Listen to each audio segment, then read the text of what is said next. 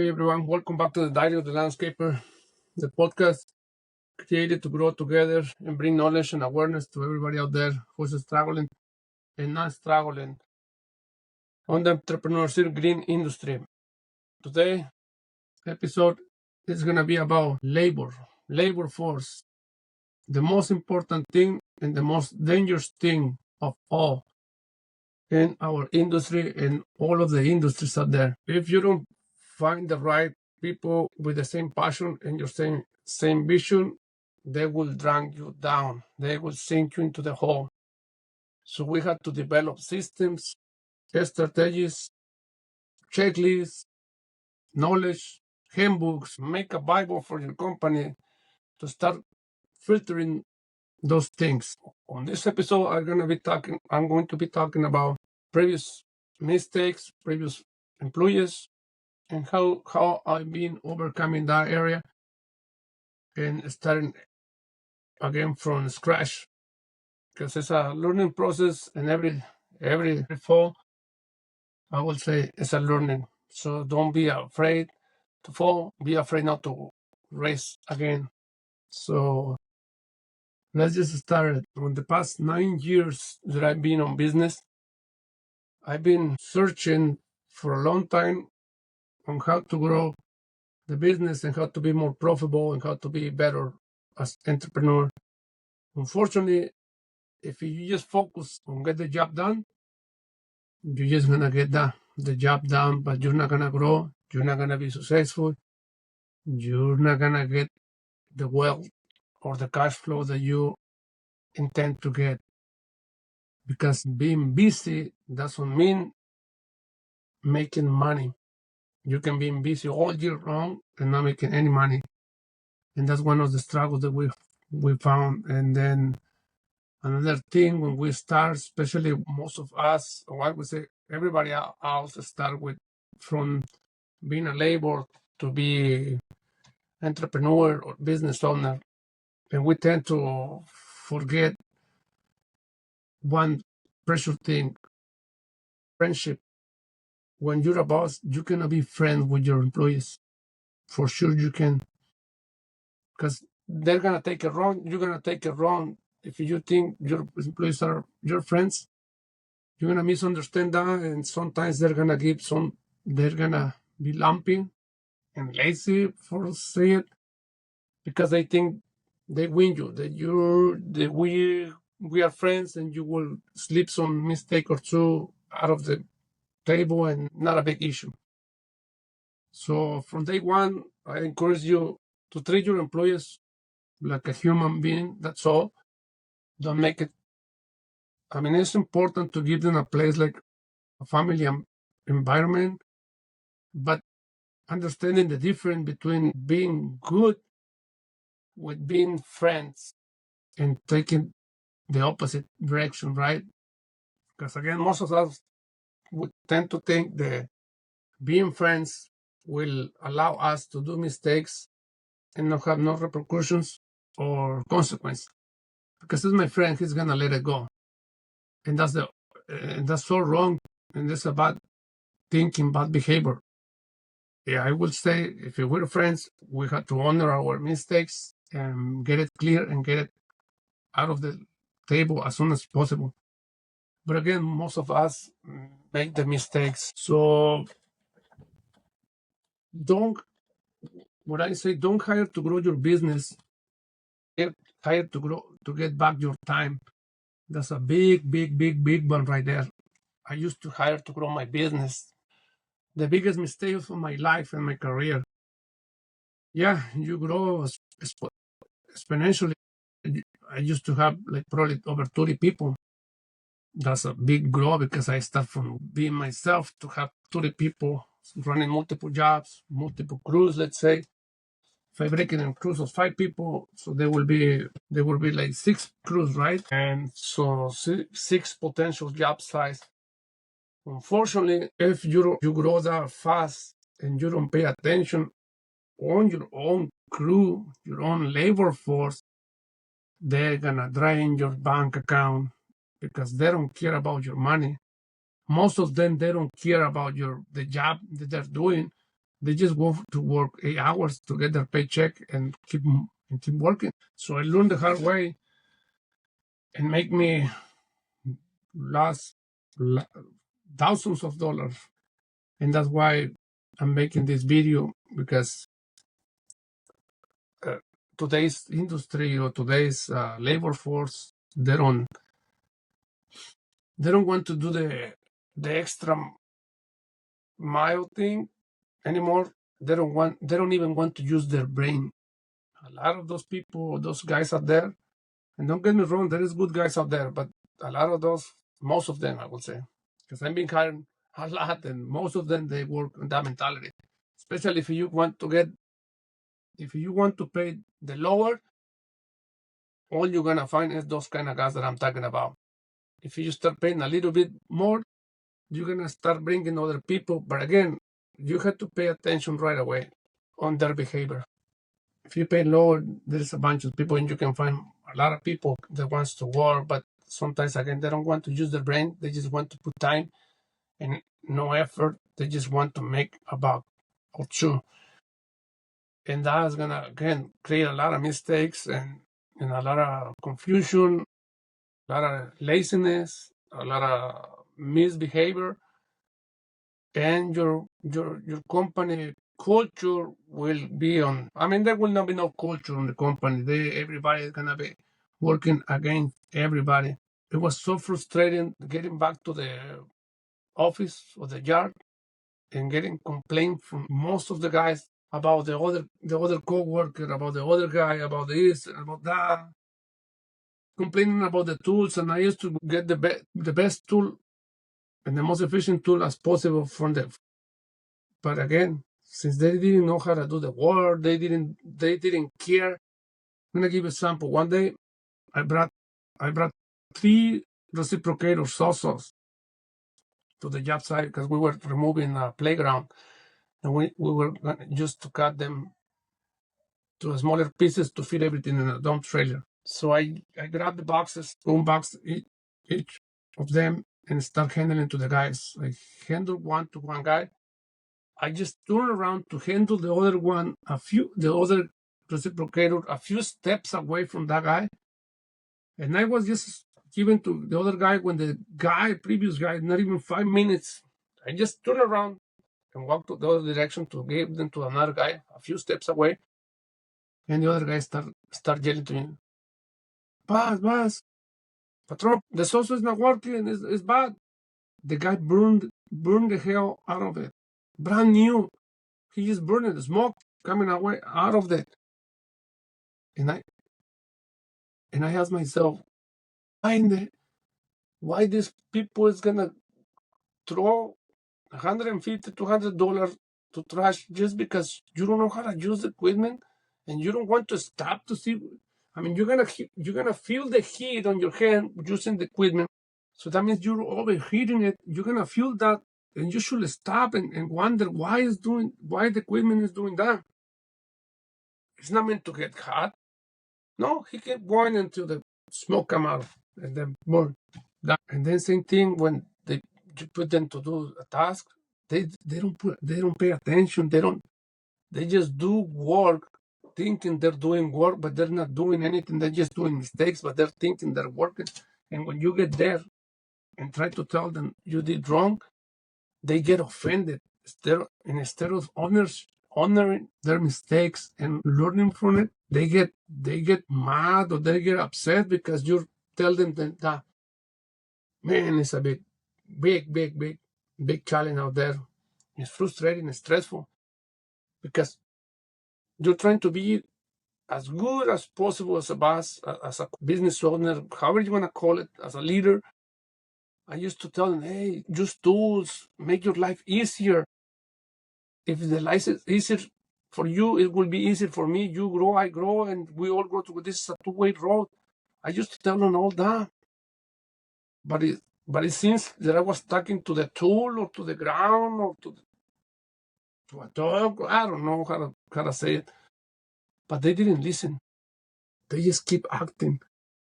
Mistake by mistake. Seems to me that we don't have I'm gonna include myself so people don't get offended, but it seems to me that we don't have no common sense no more. Again, we don't want to use our brain to think about the possibilities out there. We just do things because we think we're doing it without asking, are we doing it right? Are we doing it wrong? Are we even know how to do this thing or use this thing? No, we just kept going, doing mistake by mistake. And that's what and that's why I understand how many people got like face paralysis, like strokes, heart condition, because they take all the anger into them, and they're just eating the anger, and then it's gonna come up as a stress on your body, and it's gonna send you to the hospital. So that's a good thing that I learned, to let go of those things, but it cost me thousands of dollars. I mean, money is fine; it can always come back, but health, that's hard to get it back. So from that perspective, I've been very successful not to take anything personal, because it's not my mistake, it's not my fault, it's their fault. But at the same time, you need to tell them how to, teach them how to do it, which I've been doing it for the past 9 years, but people don't want to listen. They don't want to learn. I don't know why they want to keep working the hard way. And unfortunately, Latinos are the ones who are struggling the most, because the industry is, especially here in California, is ruled by the Latinos. And I've been getting from Mexico, Guatemala, El Salvador, I mean, from most of the South America and North America as well, or here, over there in Mexico and other countries. And we all have the same thing, the same culture. Like, we don't want to learn the easy way, since that we want the hard way, because that's how we've been raised, taught. It's a big thing on our culture. We have to start changing that. And this podcast is because of that. So I told them, give them hands-on training, give them the tools, show them how to use the tool. But no, they don't want to pay attention. So now I start to develop a system where that the big corporation, 90 days trial period, 3 strikes, and the baseball playing card. And those are going to be rating the guys, how he's doing, how he performs, and how he's on the work environment. It's going to take me time to grow and gain a good candidate, because with those filters, you're going to have to let go people a lot. You'll be surprised how many people you're going to have to let go, because they're not meet those expectations. And don't worry about it. As a business owner, don't be afraid to let go. It's better to let them go than keep them there, because their mistakes are going to cause you stress, losing time and money. And that's what they don't, the labor force don't understand that part, unless they become their own bosses. But even though if they become their own bosses, some of them, they just get into the comfort zone, into a plateau where they just want to work solos, because they don't trust anybody. Yeah, they don't trust anybody, and that's why they want to work solos. Because if you trust anyone, like I did, 30 people, I trust 30 people to do the work, they can drag you down again. And then, so you have to let go a little bit. Nobody's perfect, not even myself. Don't get me wrong, I get it. But 70% down from them is 100% cool with me, because 70% down right with them is 100% free time for me. So you, as a business owner, you have to understand that. But in order for them to achieve that, you have to filter those guys, start reviewing them. One of the companies that I work, or most of the companies that I work on the bigger scale, they review you. They review the employees to make you be a better employee. And most of those employees, sadly as it sounds, they don't get raises, or they don't get big raises, because they don't want to learn. And they keep blaming the company. The labor force keeps blaming the business owner. The business owner is he just goes for the money. He doesn't care about the labor. because you bring all those lists about performance, and if they don't meet those performance, the percentage is very little, 10 cents, 20 cents, and they start blaming the top, which is the bottom part that they don't want to learn. And it's sad because, again, the Latino force is the majority. We should be taking advantage of that and growing, because we had all those beliefs, I call it. We get stuck on those beliefs and thinking. And I'm going to start sharing stories about things that are happening to me. I have religious people, I have hired gay community people, I have hired analphabet or people that doesn't know how to read or write. I mean, I even disabled people, some people that is losing some part of the body, to try it out, and they're all in the same pace or phase. They don't want to learn. They don't want to take, even though you try to tell them and teach them the easy way. I tell them all this all the time. Look, the tools were invented to make your life easier, so you don't get as tired as you were doing it without the tool. So mean the reciprocator or the saw is so you don't get tired by cutting boards all day long with a handsaw, right? So the tool becomes to help you that. But if the tool still get you in the position that you're tired, it's because you are using it wrong.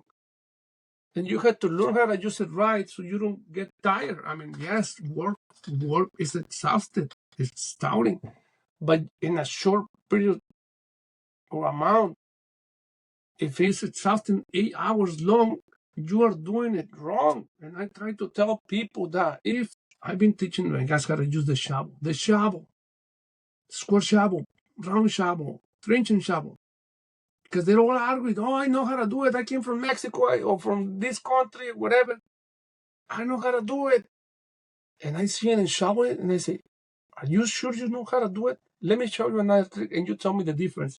And every time I show them that, they tell me, oh, it feels like it's less weight, less effort. Yes, because you're using physics to help you. That's why it has the big lever, shovel.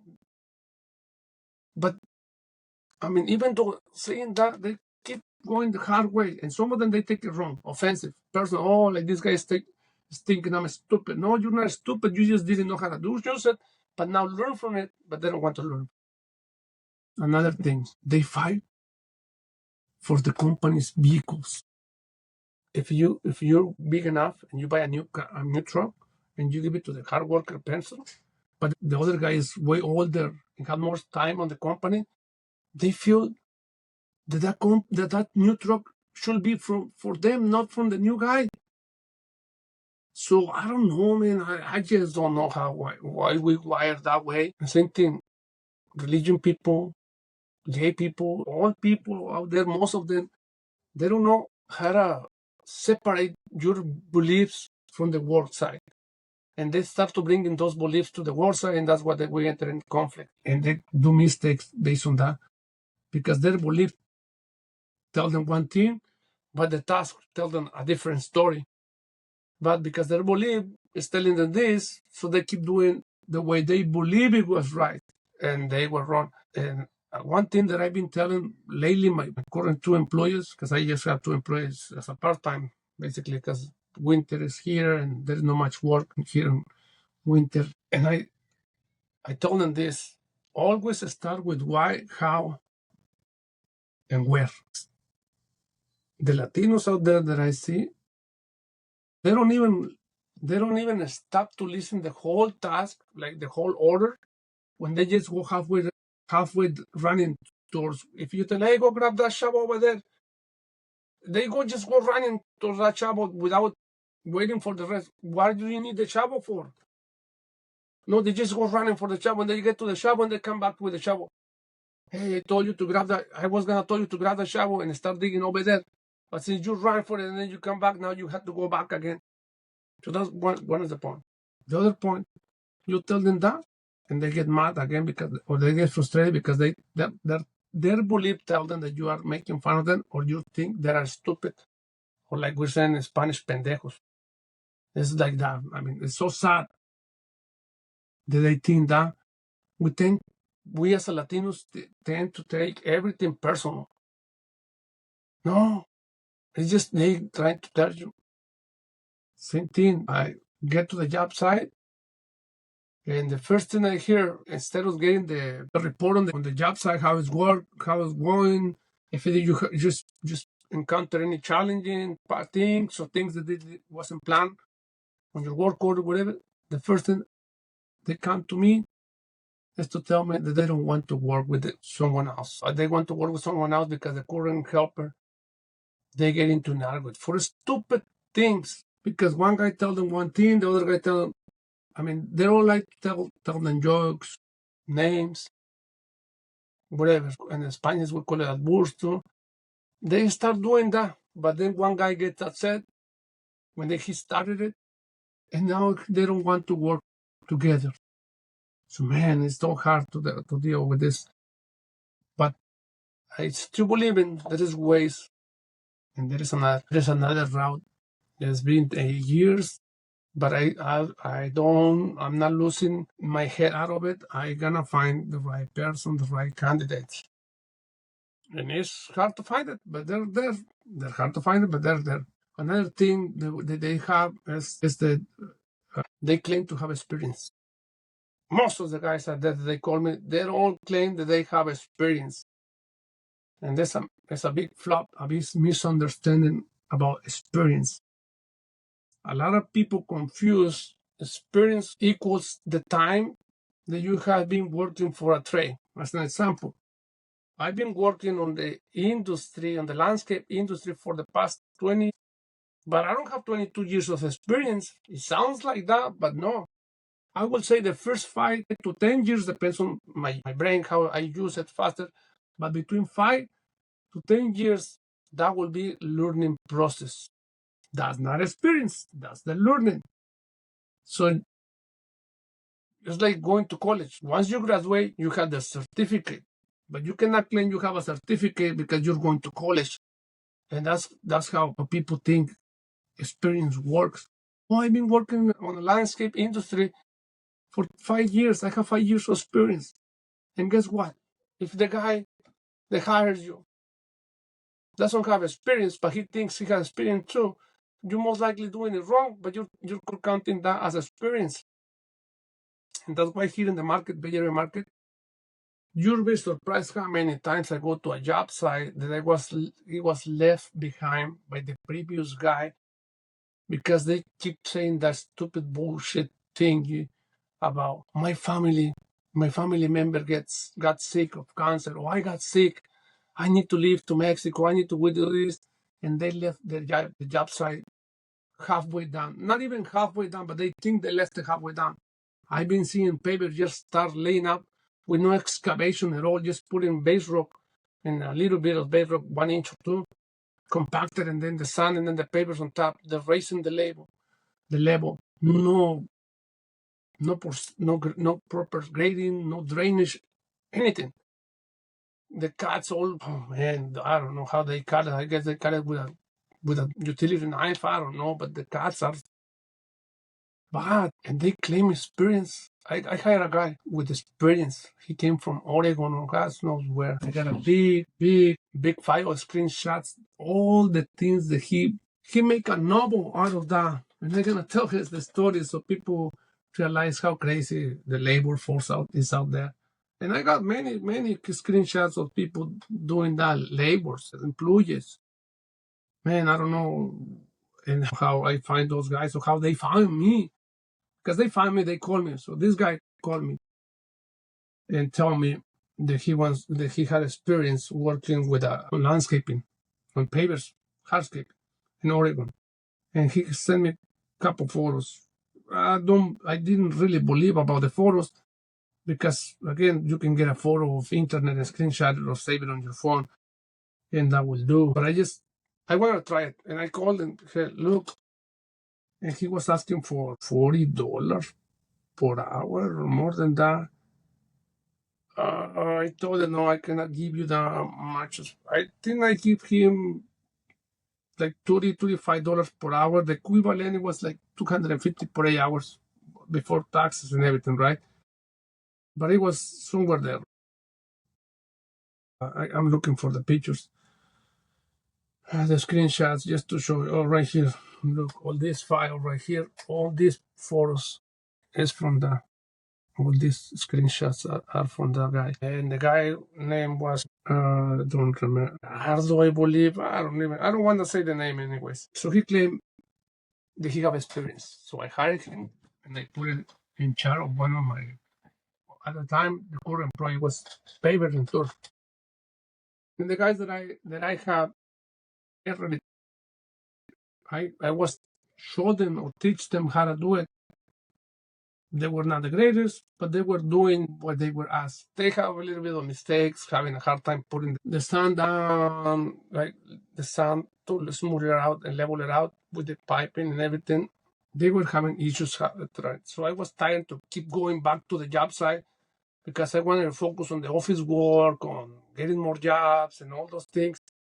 So I want to get away from that trap, than being busy all day on the job site. I want to be a business owner, entrepreneur, just finding job for those guys and keep growing. But it's so hard again. So if I hired this guy, he came from Oregon. He said, I have experience. So I tell him, look, and it was good for criticizing the other guys. He didn't want to work and he started working. Man, that guy did not have no clue about putting papers. So I give him a week and I start observing him and asking, hey man, what are you doing? The first mistake I saw, he spent one day grading something, an area of probably 3 feet wide by 10 foot long, grading it for leveling for papers. The other guys they didn't install it right either. So, but the foundation was there, the bonding was there. So he just was going to remove the papers and relay them again. He spent a whole day doing that little section. And I asked him, hey man, why did you spend a whole day doing this? If you had experience, you should be done with the whole thing already, because he was already halfway done. He started complaining that the other guys and this and that, but you're the one who's doing it. Anyways, so I let that go. And I keep checking him. And then by Friday, which was a Monday when I hired him, so by Friday, I went to the job site. And I start seeing the paper. There was no pattern. He couldn't figure out the pattern. He was just laying papers like crazy. And I told him, hey, my friend, you haven't followed any pattern or anything. What were you doing? And then I start checking his cuts. Man, my son will do better cuts than him, I believe. Oh, and then I guess because he wasn't following a pattern, he wasn't very square up. The papers were a little bit crooked. I don't know how to explain it, but because they didn't fit on the papers on the spot, he used the grinder and put it between the papers to make a cut in between so the paper can fully go down.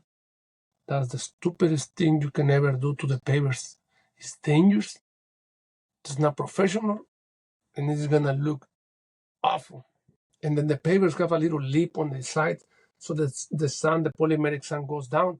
If you do that, you grind that. There is no way for the sand.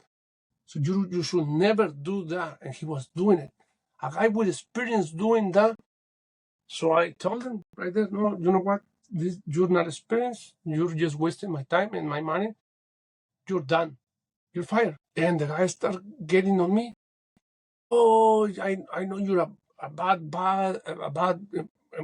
employer. You yell to the guys. You do this. You do that. You're not following any safety issues, because I told him, hey, you have to wear mask and goggles to cut the papers. I find him without mask and everything, so that's why I told him, hey, you have to go. This is not for you. You don't have experience. That dust is so bad for your lungs. And then he started telling me that he wanted to fight with me. But again, I don't fight. I just don't. I tell him, let's go home. I'm going to pay you so you can leave. but grab your tools and I meet you at my house to give you the check or at the office. Okay, he said. I get to the office, and the guy never showed up. And I sent my guys, my other crew, to pick up the tools and everything because I told the customer I'm gonna have to stop the work for a couple of days because these guys didn't have experience. He lied to me, so I need to figure it out and get another guy.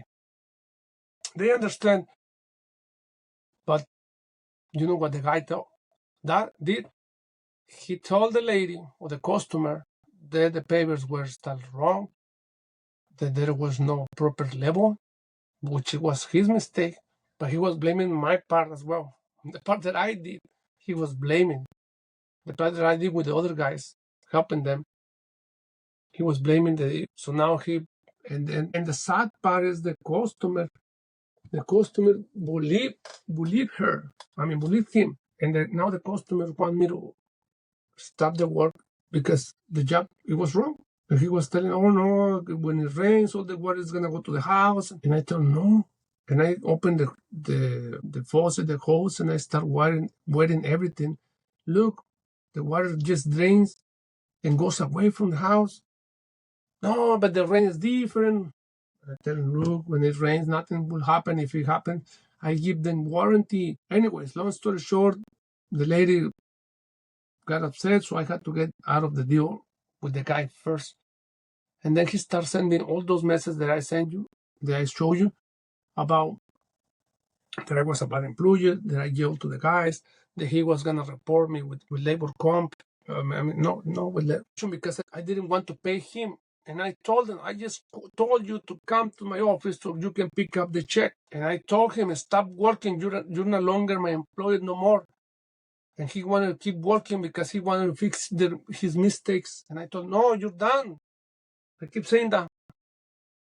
And then he keep testing me and texting me, WhatsApp. Hey, you are going to do this. I'm going to sue you for because you fired me without a reason. I do have a big reason, and that's why I'm firing you. I took pictures and everything, and I give you 3 warnings before. But now he went, oh no, I'm gonna sue you because you told me that. That's why I fired you, because you wasn't using proper PPE when I asked you to use it. So he was gonna start blaming, and now you had to pay me. And I told him, come and pick up your check, come and pick up your money. No, I wanted cash. I cannot give you cash because I would not have no proof. I had to give you check. And plus I had to give all the deductions from the government and everything. And he keeps saying, no, you don't want to pay me back. And I'm going to sue you because you don't want to pay me. And he keeps just saying that and that. And then a day passed. And again, the next day, same thing. I'm going to sue you. You don't know who you're messing with. I know people like you take advantage of people. But I'm the one who's gonna stop you because I'm different. I'm not gonna be the guy who's gonna let you walk away with that. You are a bad person and all those things. And I tell them, look, all you have to do is come and pick up your payday, your paycheck, your final paycheck. And he says, I need my money, and I keep saying, come pick them up. 3 days pass, and the guy keep doing it and doing it and doing it, and I don't know what was going through his mind. I just don't know. And then he bring another person. I don't know how in the hell he find out I'm from a small town in Michoacan. Well, he find out because I tell him, I believe. But then he finds someone else from my town that he knew me, and he start messing me too, threatening me. Now 2 guys threatening me. And I call the police, and the police say, well, if they don't threaten you with life trading message, then the other, whatever they say that they're gonna do with the court and everything, I mean, you cannot stop them. But I keep saying, so now the other guy delete the message, and then he keep deleting message. And I screenshot most of the conversation just for my record, just in case something happened, I have something to prove it. And the guy just keep saying, finally, he understand. But now he didn't want to come and pick up the check because he was afraid I was gonna do something to him. What in the hell am I gonna do to that guy? I don't know how that people with that mentality thinks that I'm going to lose everything just to get away, walk away with probably $500 worth of work or labor. What do you have in your mind to think that? It's so sad. It's so sad to have those kind of employees. And then same thing with partnership, man. The partnership is the best thing on business, but very little people understand partnership. They don't want to. They think it's 50-50, but it's never 50-50. I could 20 from my side, 80 from your side on some things or on one way, and the other way coming this way is 80 from their part and 20 from my part. So meaning I'm gonna be handling 80% of the office work and estimating and things like that. 20% of the job size up there, like taking care, supervising everything. That's my 20-80, right? And the other guy will be the opposite. He will be 80% on the field, making sure the job sites are get done, and 20% on the office, meaning ordering materials and things like that. But a lot of people think it's 50-50. Not even marriage is 50-50. I always call it 80-20 or 70-30, whatever percentage, but either way, one side is going to be higher than the other one on one task, and the other guy is the opposite. On another task, she or he or whatever is gonna be on the opposite. So yeah, it's so hard. It's so hard, but it's rewarding. You have the freedom of controlling your schedule. You have the freedom to go. She's coming. Wait, go watch TV. And the other guy is waiting to think different. So, anyways, partnerships is another thing. And the ladies. Donovan, can you stop, please? Go to sleep. Then stop it. Close the door because I'm recording. And the other guy is not thinking or not doing their part because and then the brain start acting weird because they thinking, oh, you're thinking advantage of him, and the other guy is thinking advantage of you. Either or, vice versa. And I guess many people don't understand there's a two-way road. In order for you to grow, I have to grow. So you help me to grow, I grow, and we all grow together. Obviously, in a different spaces, different steps. Either you are a step higher, or I am in a step higher. But we're growing together. Eventually, and hopefully, we can all meet on the same step and keep going like a pyramid. But no, we take it from the wrong side. So I've been trying all, and this time I try myself, believing in myself, thinking different, acting different, and working different. And I started applying that, and since the guys are understanding that better, and as when I understanding the everything starts with you. If you don't know how to be a leader, if you don't know how to be a business owner, entrepreneur, you're just gonna be riding the wave, but not surfing, just riding the wave. So let's get to work on our stuff to grow, so we can bring the people to grow as well. And then we're gonna find a way better reward at the end. So, and again, labor is one of the key issues. And then if you don't have the vision, and you don't share the vision with your employees, you're gonna be just drowning yourself. So be transparent, be professional, and encourage always to follow your dreams, and be clear with what you expect them from them, and ask them what you expect them from, and ask them where you want to grow in the next 5 years, 3 years. You want to grow, or you just came to make money and go? If they just came to make money, then let them go. They're not your guys. They're not gonna help you grow. They're just gonna drain your money because they're just here for the money. And they're not gonna pay attention on detail and quality because they just want to work for the money.